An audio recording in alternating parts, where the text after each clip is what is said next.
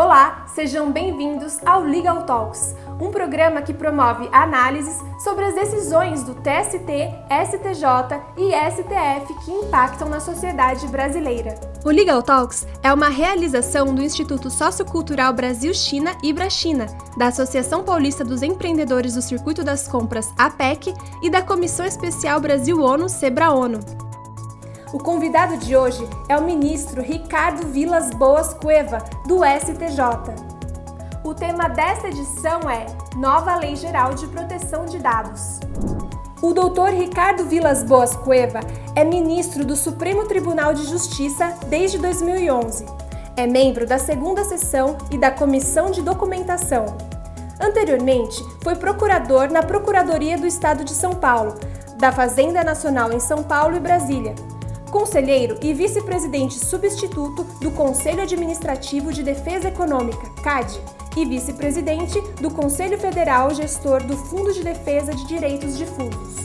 Formou-se bacharel na Faculdade de Direito da USP em 1994, mestre em Direito Tributário pela Harvard Law School em 1990 e concluiu o doutorado em Direito Tributário Ambiental na Johann Wolfgang Goethe University em 1998.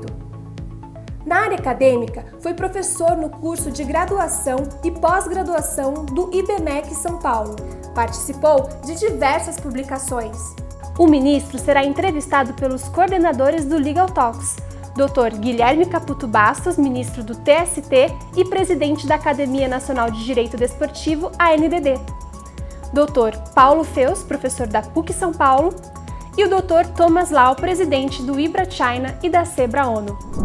Olá a todos, dou as boas-vindas para mais um programa Legal Talks.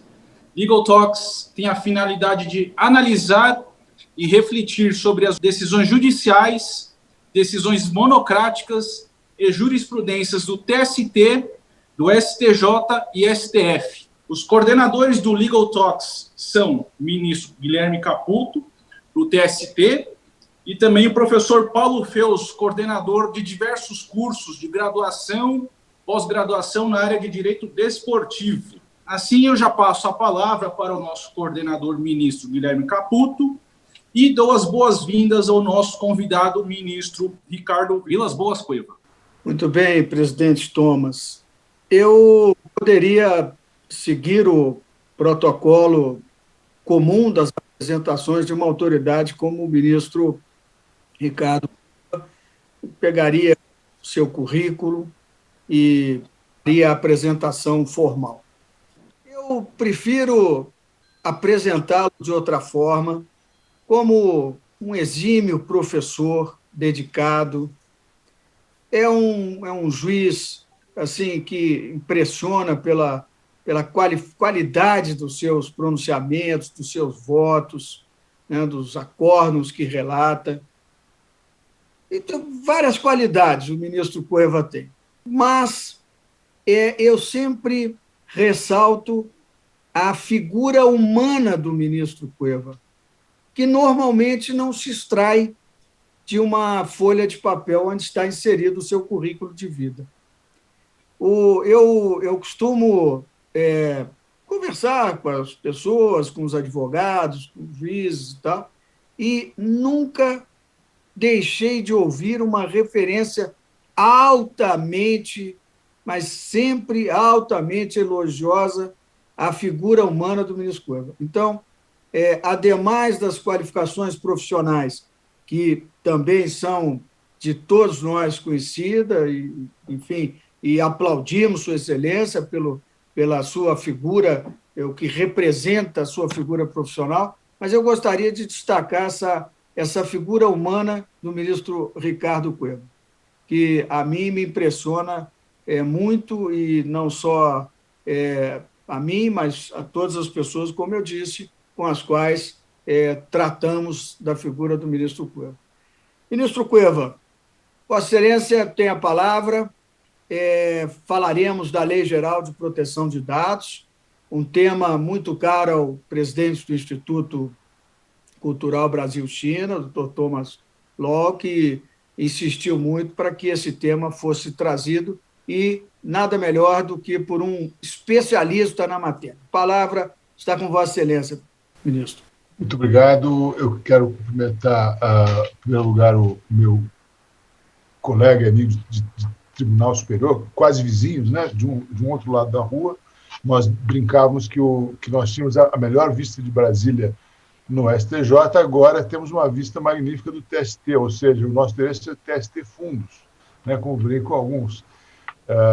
Agradeço pelas gentis e merecidas palavras, cumprimento o Dr. Paulo Foz, cumprimento o Dr. Thomas Ló, e agradeço a oportunidade de estar aqui hoje nesse evento do Instituto Cultural Brasil-China.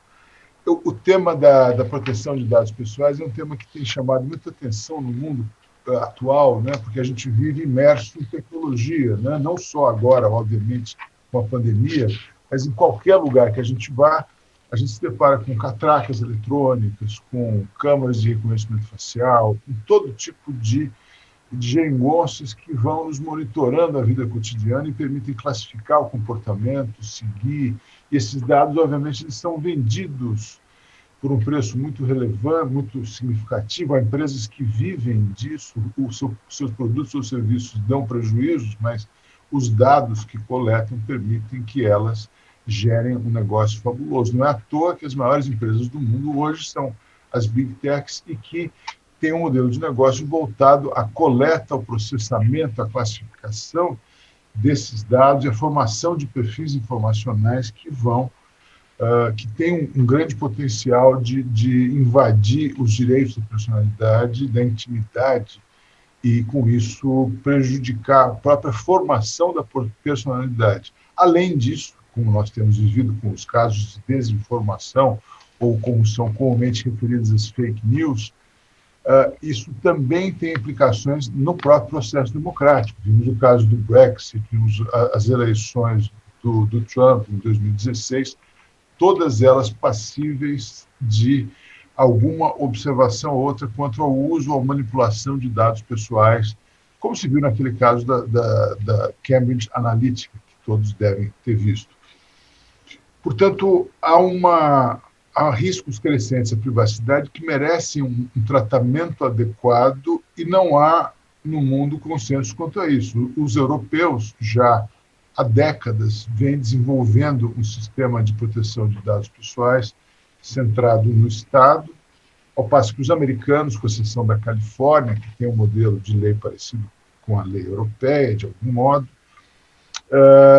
os Estados Unidos pretendem resolver essas questões, deixando que os prejudicados acessem o judiciário, como se houvesse a possibilidade de uma autotutela ou de uma tutela por meio do judiciário que fosse resolver esses problemas e como se o mercado fosse capaz de resolver esses problemas.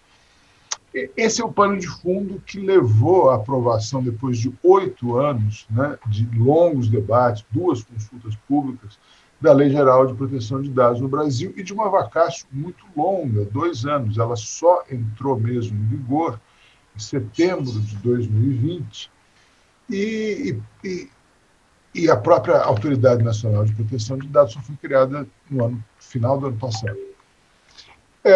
Eu gostaria de colocar isso no contexto da evolução do direito à privacidade, né? Eu acho que não é possível entender a proteção de dados pessoais sem falar um pouco de como o direito à privacidade se desenvolveu a partir de um artigo célebre publicado em 1990 na Harvard Law Review por 2 juristas, o Samuel Warren e Louis Brandeis, que se tornariam um dos mais ilustres ministros da Suprema Corte Americana. O artigo chamado The Right to Privacy, Direito à Privacidade, no qual se definiu pela primeira vez, com muita pertinência, o direito a ser deixado só, que foi desenvolvido a partir de alguns precedentes da Common Law que diziam respeito à propriedade e definiu, então, esse direito como um direito de caráter eminentemente exclusivista, ou seja, baseado no princípio da exclusividade, de excluir terceiros da fruição de certas informações que pertencem apenas ao indivíduo, à sua esfera mais íntima, naturalmente, no momento que isso surgiu, isso era associado à proteção do mundo físico, analógico, era o escritório, as gavetas, eram os meios de comunicação, as cartas, os telegramas, os objetos pessoais, tudo aquilo que dizia respeito à esfera mais íntima da pessoa. Esse direito, a partir daquele momento, começa a ser incorporado formalmente aos ordenamentos jurídicos do mundo todo, passa também a constar da Declaração Universal dos Direitos do Homem, como um direito humano, e mantendo sempre esse viés privatista, né? Esse direito à privacidade que se confunde com esse direito, como já dito, de excluir terceiros da fruição de certas informações. Ou seja, é um direito que auriu muito do direito de propriedade. Os casos da common law que o Brandeis analisou para chegar a esse conceito eram casos relacionados ao direito de propriedade.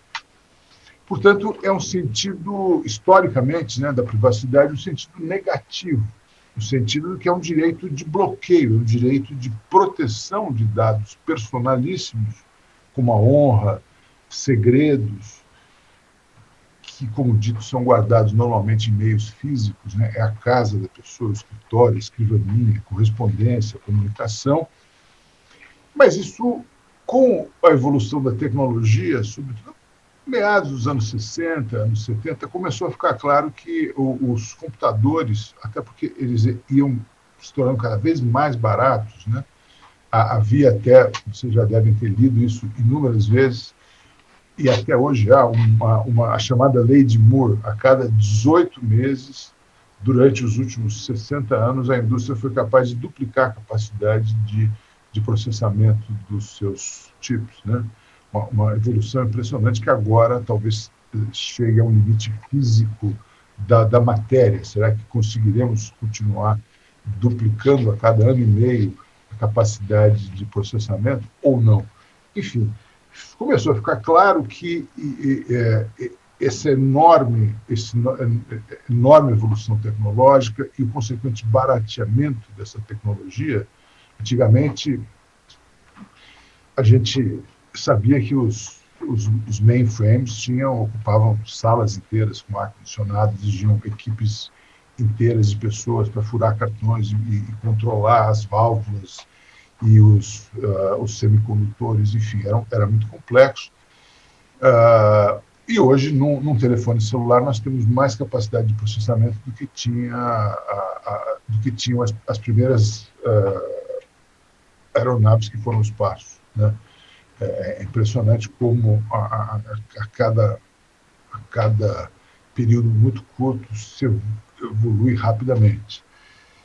Começou a ficar claro, então, que o processamento de dados poderia acarretar um perigo enorme. No início dos meados dos anos 60, começam a surgir leis de proteção ao consumidor em relação aos dados que eram usados ou eram passíveis de uso.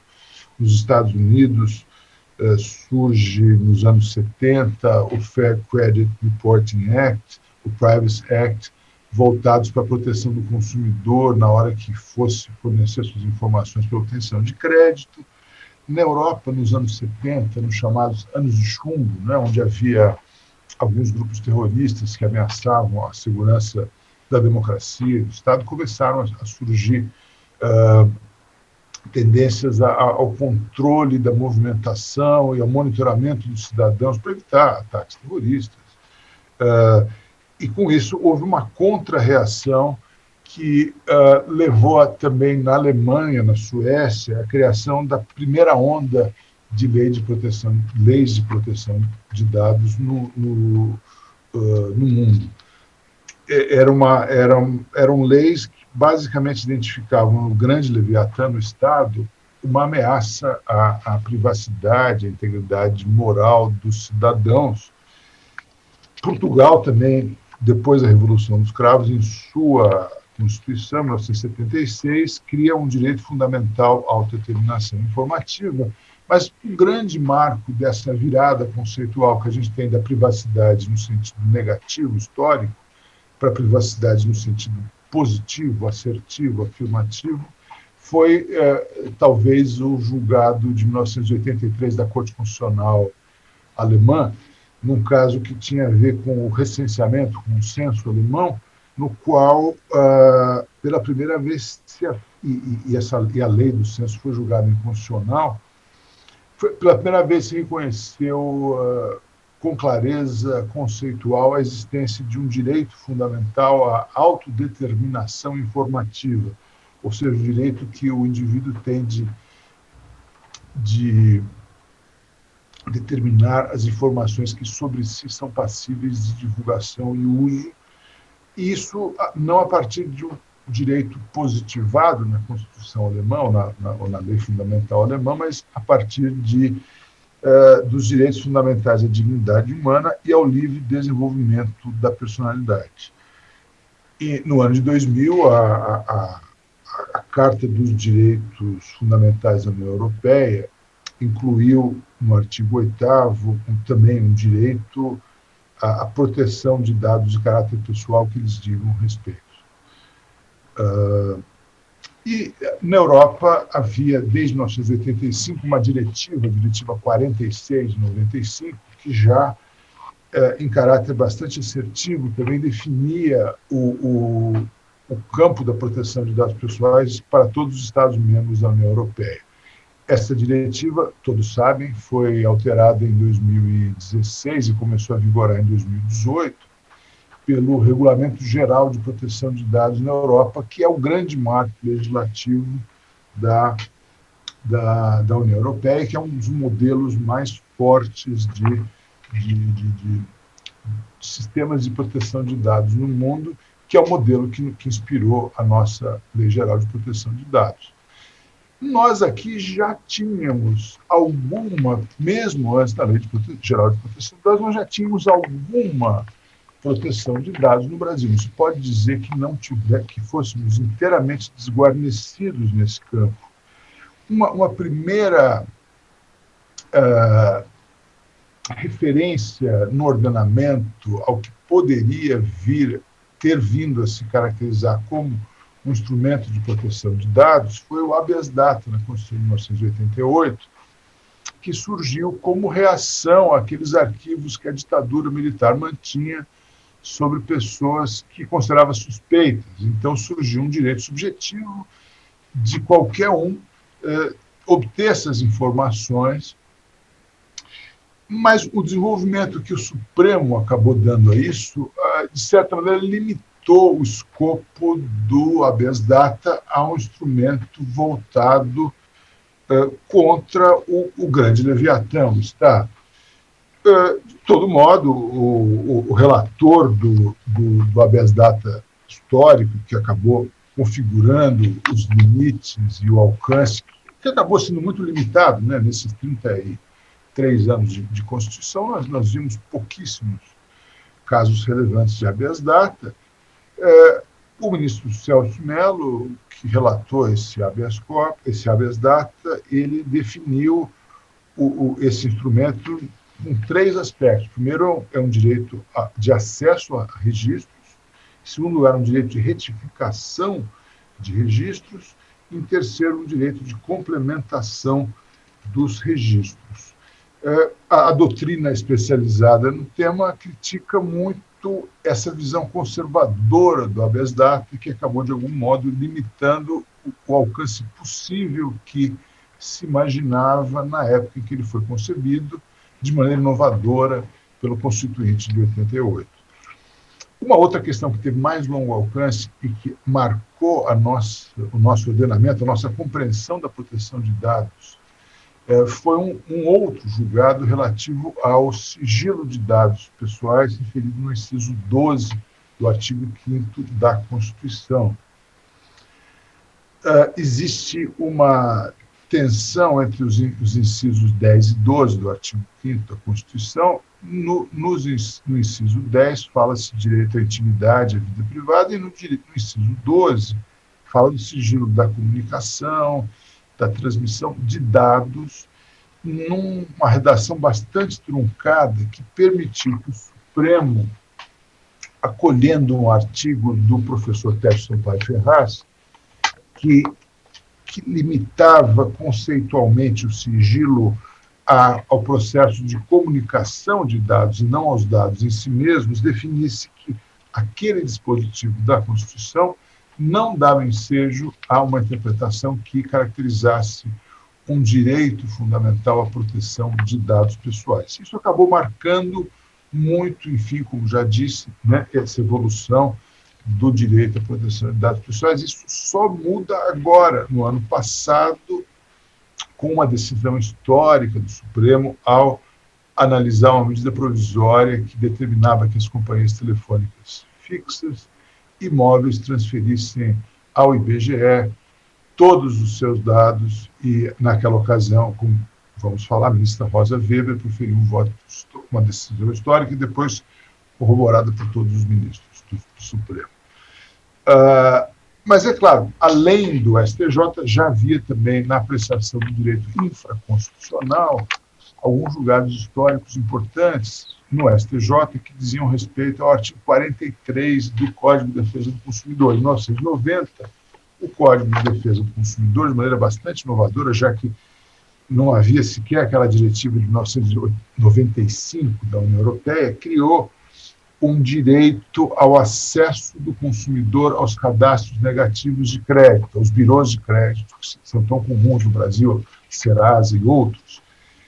E ali, já no início dos anos 90, apreciando os cadastros negativos à luz do artigo 43 do CDC, o saudoso ministro Rui Rosado já fazia alusão a esse julgado da Corte Constitucional Alemã e a esse novo conceito de privacidade. O ministro Salomão também, em outros julgados, fez menção a isso e a necessidade do consentimento do interessado para a divulgação da informação, qualquer informação a seu respeito. A ministra Eliana Calmon também, e houve um julgado muito importante na minha sessão, que é a segunda sessão que se ocupa de direito privado.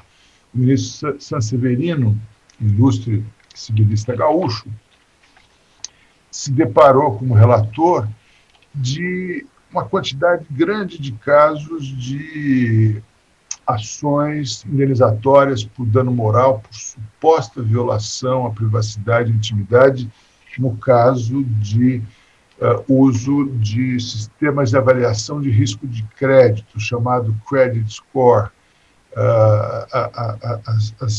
Quando se postula um financiamento, um crédito em uma loja, é muito comum, ou em um banco, é muito comum que há algumas empresas que têm algoritmos desenvolvidos por elas próprias ou para seu uso próprio, cada algoritmo é diferente, dá um peso diferente a isso, façam uma avaliação, então, um score do risco de crédito daquela pessoa, que varia dia a dia de acordo com vários dos elementos que constam desse algoritmo. Com base nisso, começou a surgir uma verdadeira indústria de indenizações por dano moral, por suposta violação a um direito à honra, à privacidade, à dignidade, pelo simples fato de haver variação nessa de empresa em empresa, de algoritmo a algoritmo, dessa nota, desse score.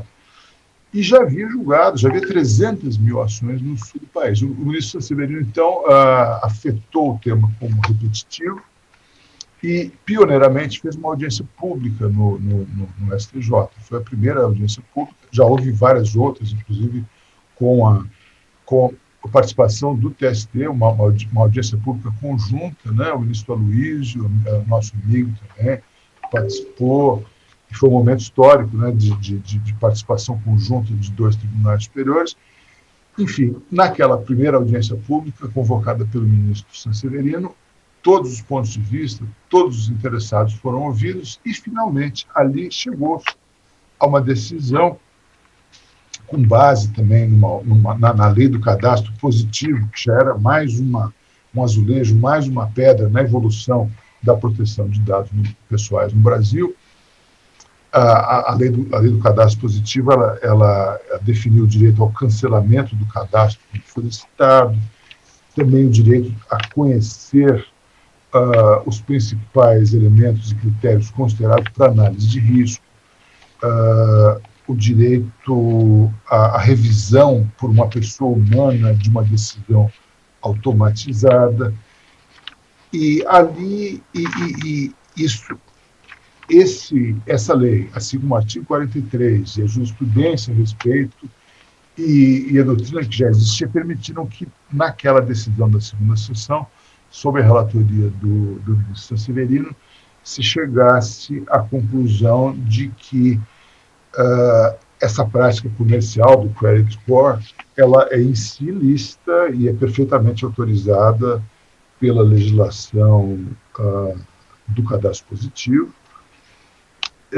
mas, obviamente, devem ser observados, aqui eu estou lendo as teses do repetitivo, devem ser respeitados os limites estabelecidos pelo sistema de proteção do consumidor no sentido da tutela da privacidade e da máxima transparência nas relações negociais, conforme previsão do CDC e da lei do cadastro positivo. Apesar de desnecessário o consentimento do consumidor consultado, devem ser a ele fornecidos esclarecimentos, caso solicitados, sobre as fontes dos dados considerados, o histórico de crédito, bem como as informações pessoais valoradas.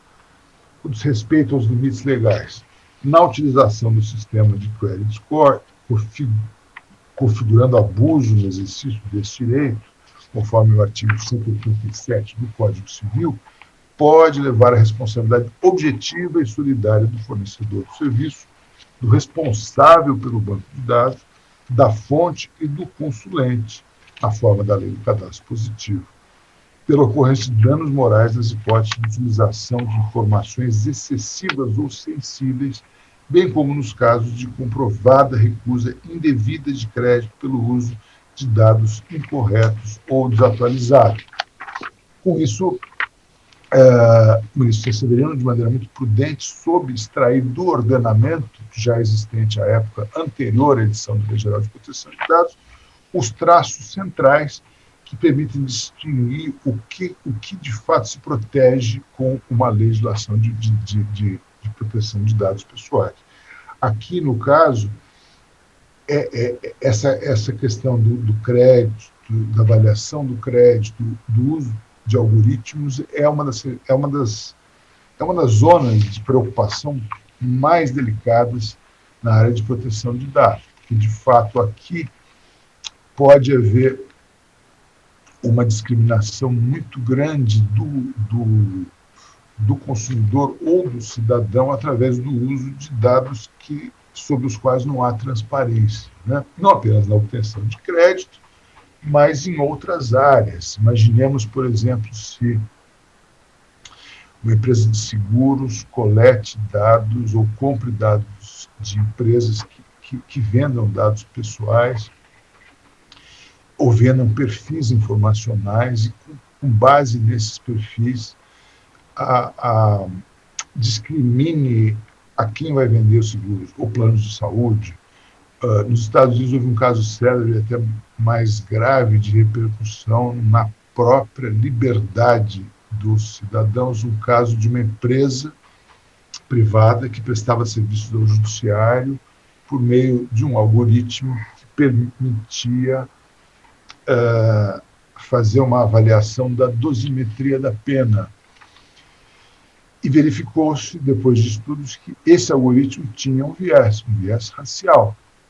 Ou seja, como fica isso? Né? Como é que nós podemos viver numa sociedade em que esses dados são usados contra o que é mais caro aos cidadãos e o que é mais caro nas constituições?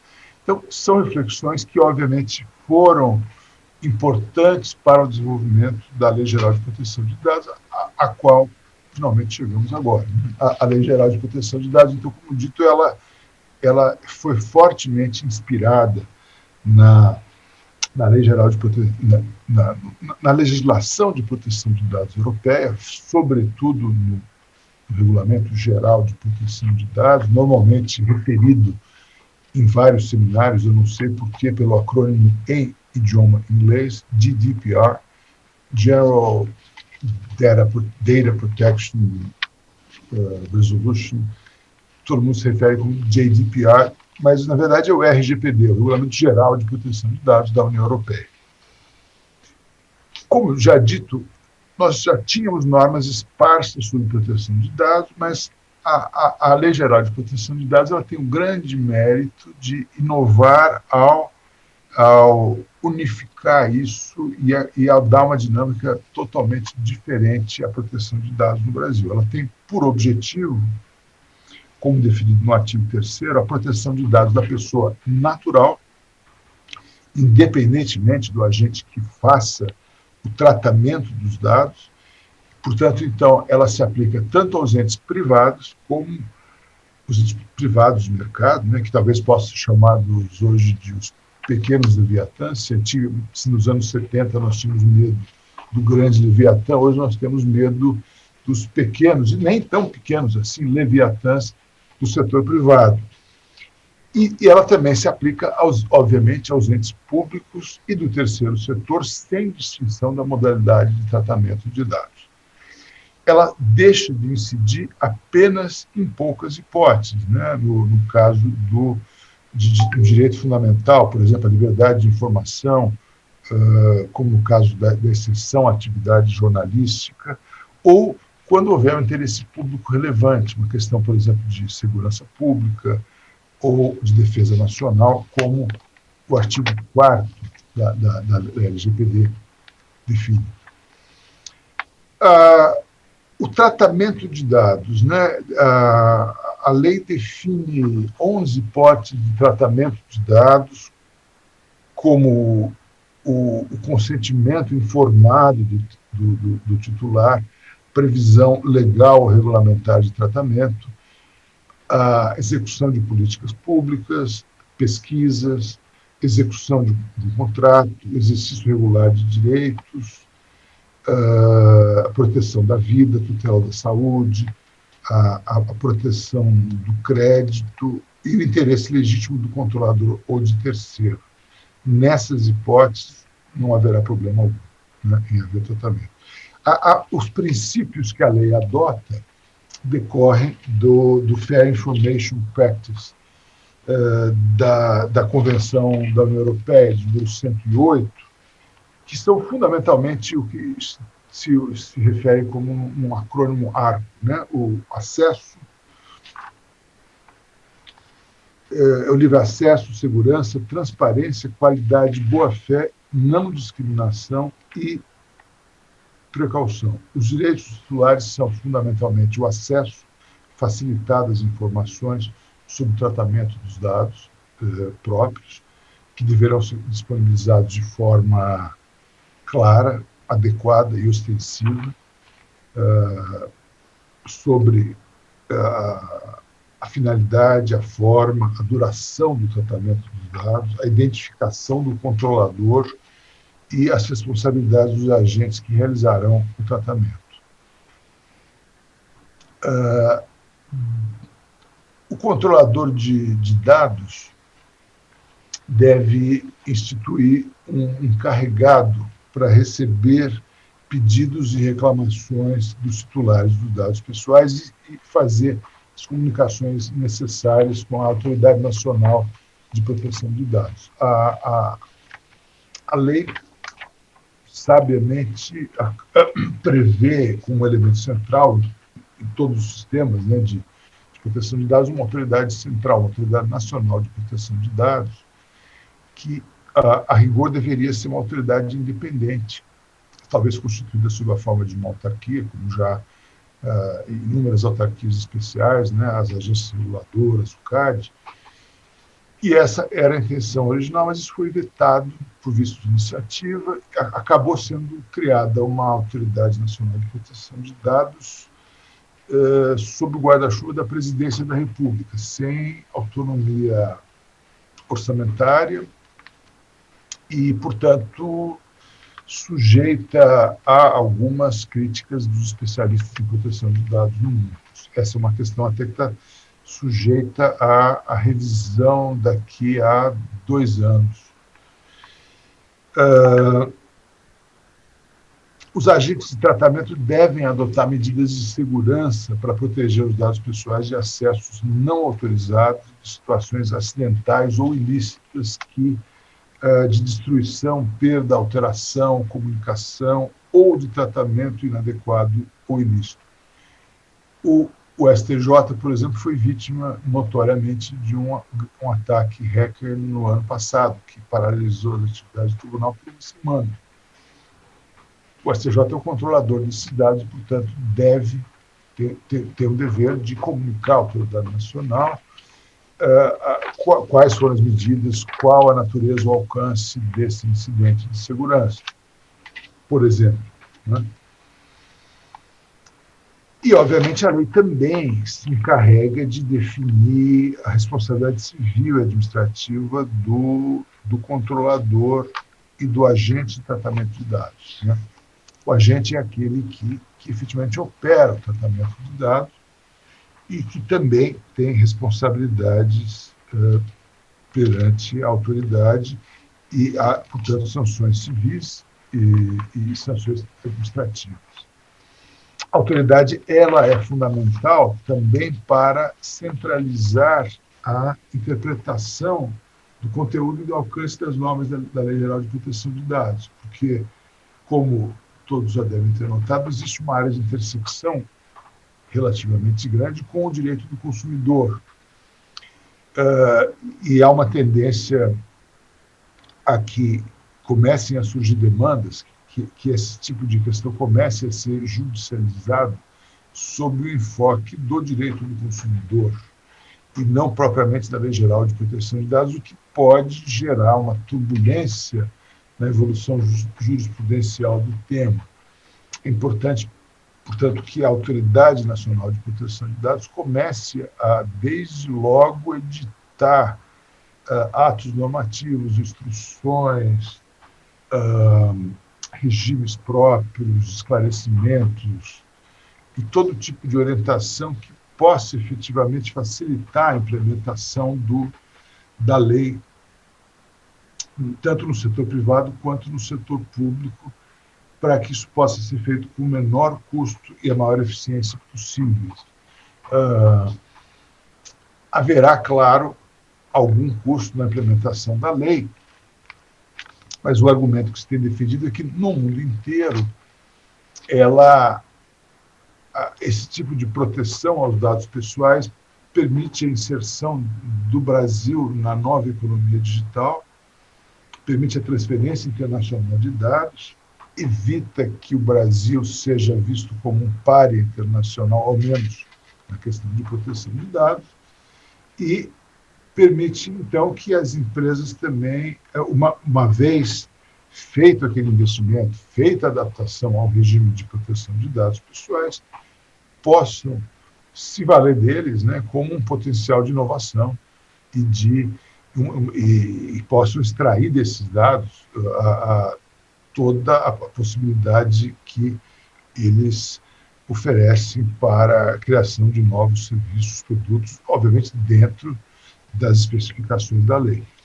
Uma das grandes dificuldades que há com a aplicação de uma lei geral de proteção de dados, não apenas no Brasil, mas no mundo inteiro, é saber como se aplica a lei geral de proteção de dados ao Poder Judiciário. Né?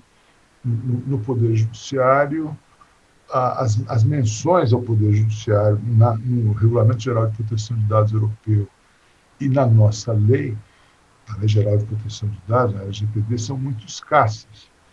Isso se deve a uma razão simples. O judiciário, para que efetivamente funcione, tem que ser independente e imparcial. Ele não pode ser objeto de uma interferência de uma autoridade externa a ele, né? Para que ele mantenha esses predicados, esses atributos e possa exercer a jurisdição de maneira desassombrada, autônoma, independente, imparcial, ele tem que se autorregrar. E é por isso que a autonomia do Poder Judiciário é muito importante.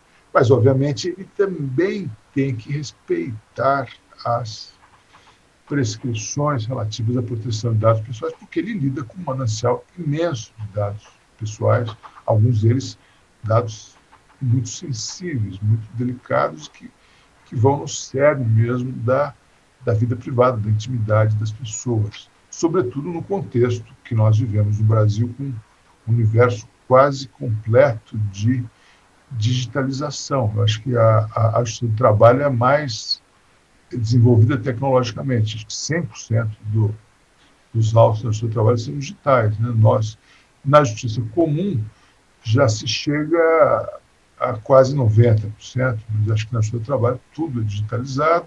A justiça eleitoral, que era muito defasada, também rapidamente se transformou. A Justiça Federal tem já um alto índice de digitalização. Os tribunais superiores acho que são todos digitalizados, né, inteiramente. No STJ tudo é digitalizado.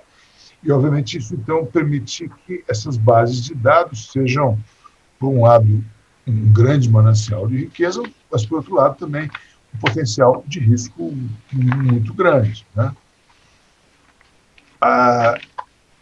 Uma coisa era quando, obviamente, os autos são públicos, por definição e por previsão constitucional e legal.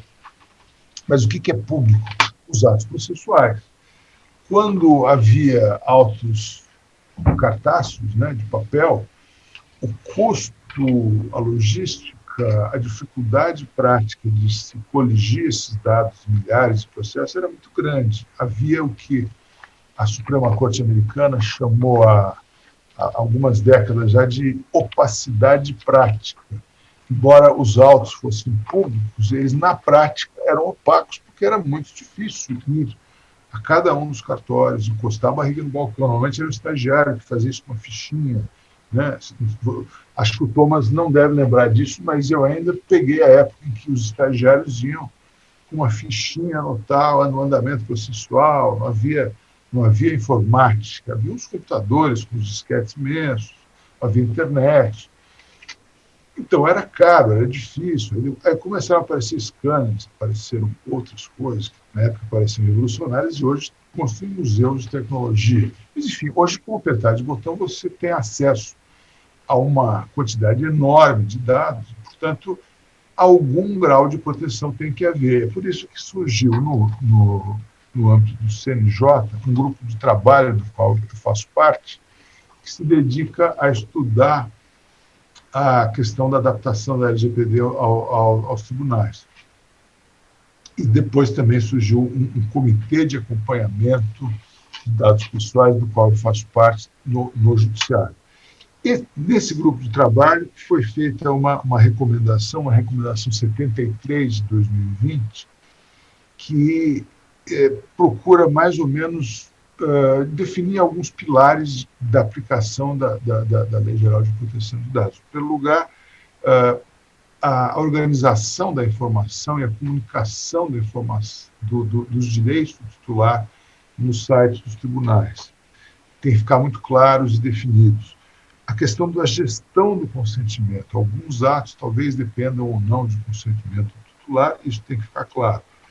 A questão da retenção de dados e cópia de segurança. A questão de revisão eventual de contratos que possam conter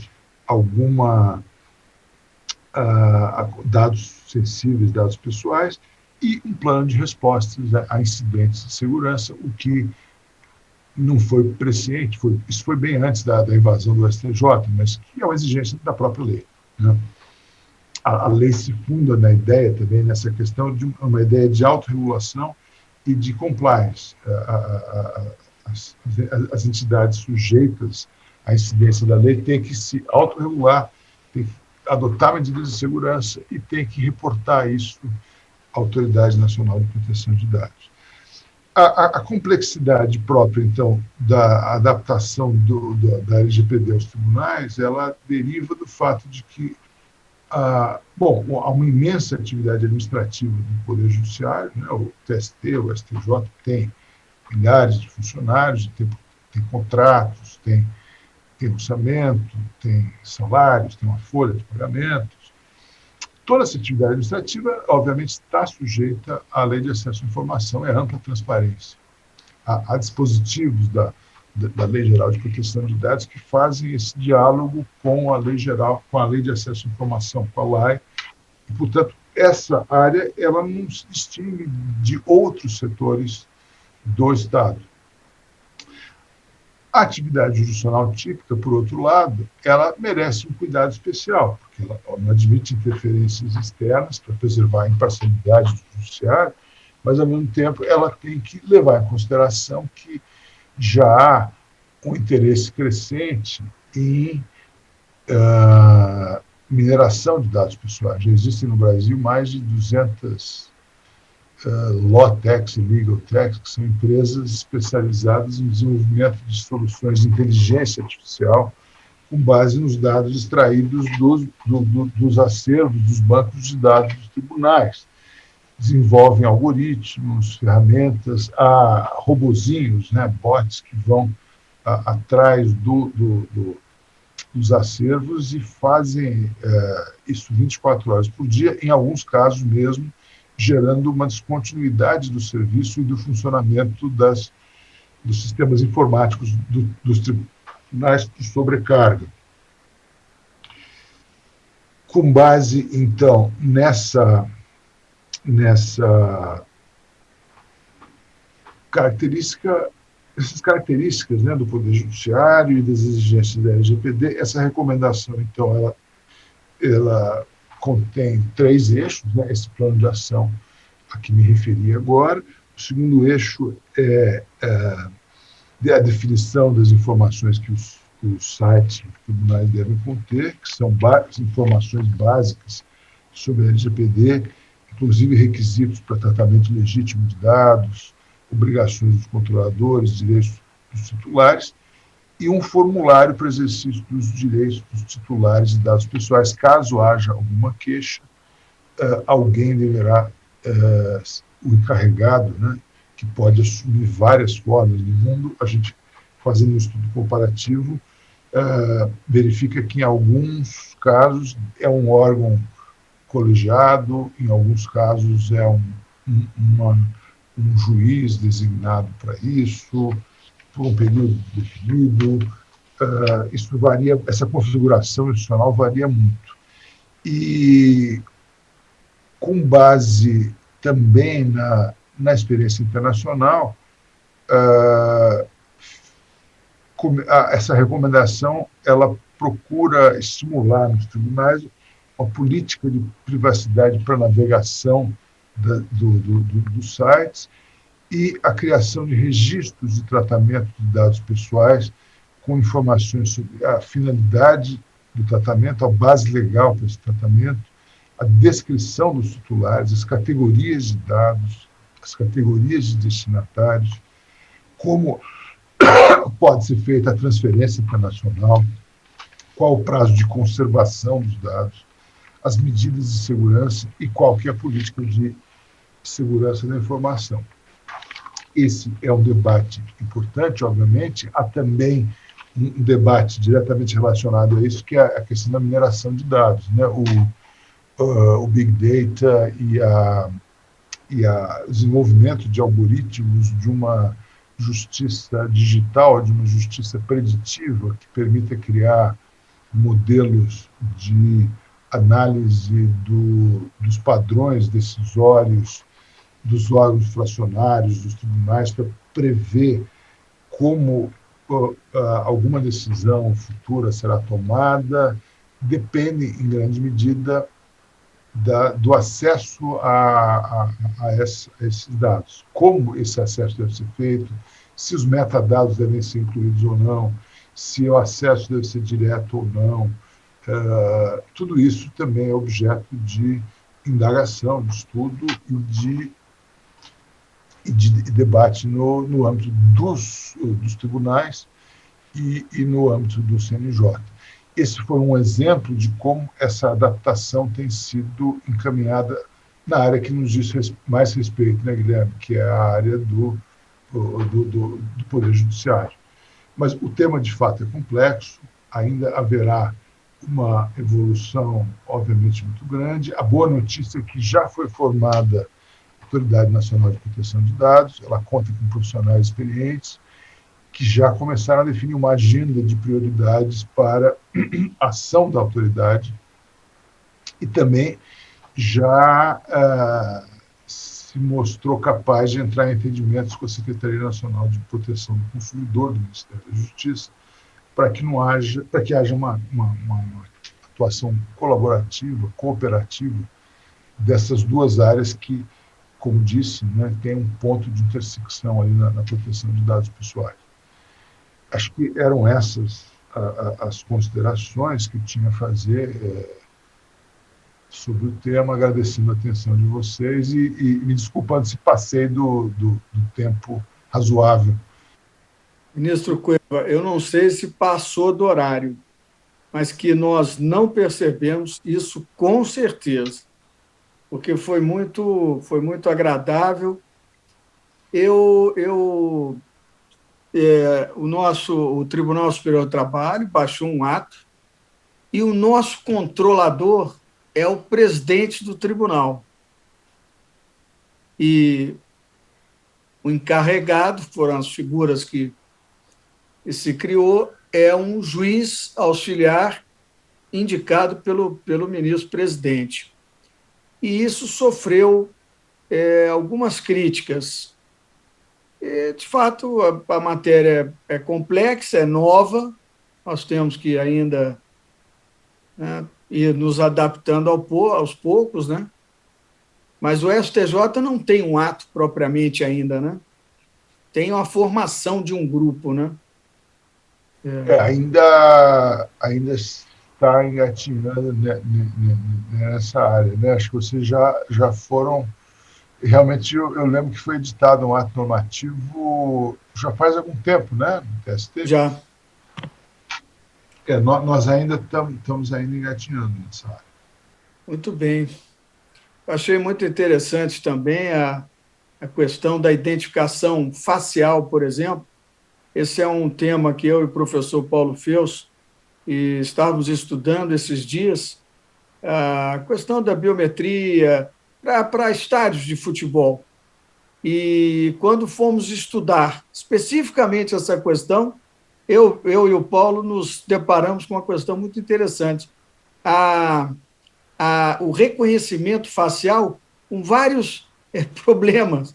E ele não identificava mulheres, e negros, ele tinha algumas dificuldades dentro exatamente desse contexto que você trouxe na sua aula, sobre... Tem um viés, né? É um algoritmo que parece neutro, asséptico e Isso. a prova de erro, mas não, como tudo, ele tem um viés humano ali, né? Exatamente.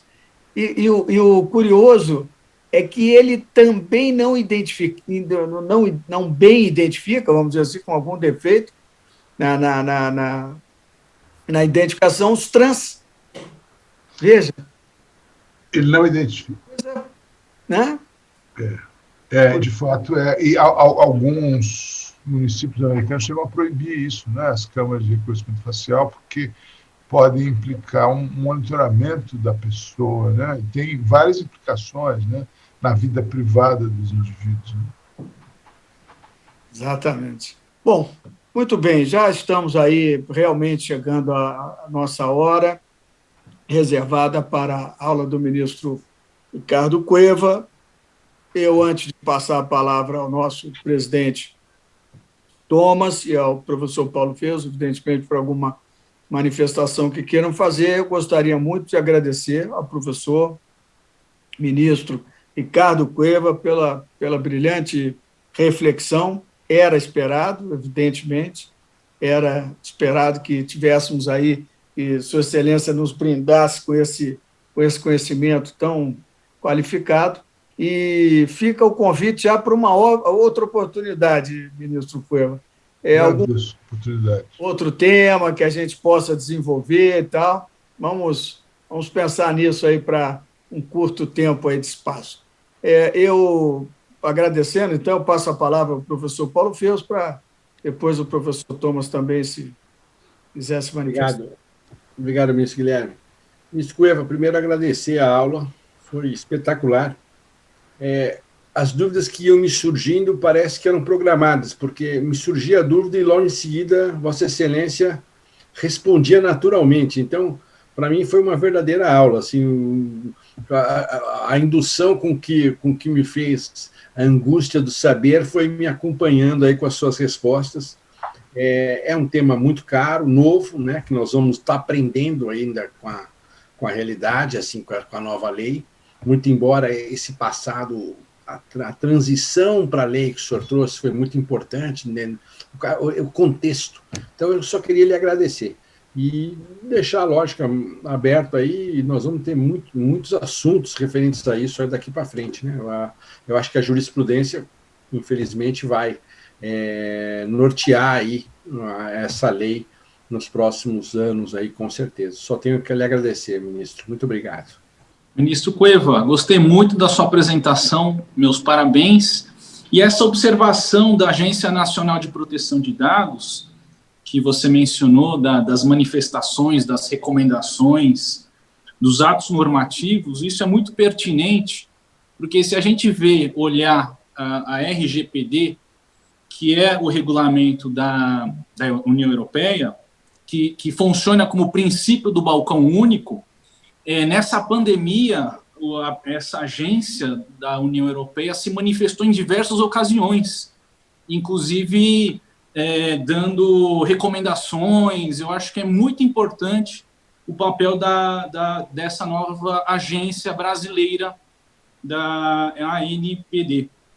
Então, assim, resumindo, quero agradecer a sua participação, ministro Cueva, foi uma verdadeira aula, e parabenizar mais uma vez, ministro Caputo, professor Paulo Feus, por mais um programa super importante aí dessa matéria de LGPD com um dos grandes protagonistas, que é o ministro Cueva. Obrigado, Gentil. Obrigado pelo convite e pela oportunidade de estar aqui com vocês hoje.